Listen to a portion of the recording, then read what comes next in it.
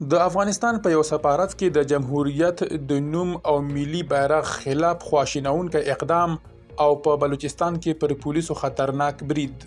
بشپړ جزئیات ویډیو کې وګورئ. پاتمنو لیدونکو ستړي مه شئ. لومړی خبر: د بلوچستان د کوټې په ختیځ بایپاس سیمه کې د بکرا منډۍ ترڅنګ د نامعلومو موټرسایکل سپرو لخوا د پولیسو پر ګاډي لاسي بم غورځول شوی دی، چې له امله یې د ایس ایچ او په ګډون 3 پولیس سرتیري ژوبل شوي دي. چارواکي وایي بریدګرو د پولیسو ګاډي ته نږدې لاسي بم وغورځاوه، چې له امله یې زوروره چاودنه وشوه.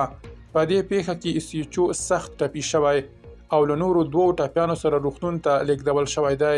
پولیسو او امنیتي ځواکونو سیمه کلابنده کړې او د لټون اپریشن یې پیل کړی دی. تر دې دمه چا د برید مسؤلیت نه دی منلی.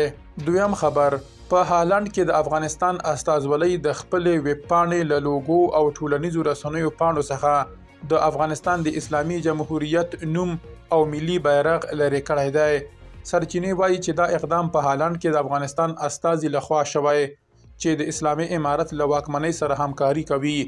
لکه څنګه چې هالند لا تر اوسه د افغانستان د اسلامي جمهوریت د نه پیژندلو په اړه رسمي دریځ نه دی اعلان کړی، دا پریکړه د استازي لخوا په خپلواکه توګه شوې ده. آصف رحیمي له لومړنیو ډیپلوماټانو څخه و چې له نوموړې واکمنۍ سره یې همکاري وکړه. په بهر کې د ډیرو افغان ډیپلوماټیکو ماموریتونو برعکس چې له دغې واکمنۍ سره یې له همکارۍ څخه انکار کړی، ښاغلي رحیمي له یادې واکمنۍ سره یو ځای شوی دی.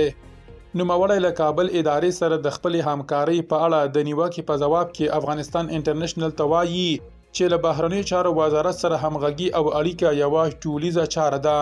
دا کار پخوا هم شوی او اوس هم دوام لري. درنو لیدونکو له ملتیا مو مننه.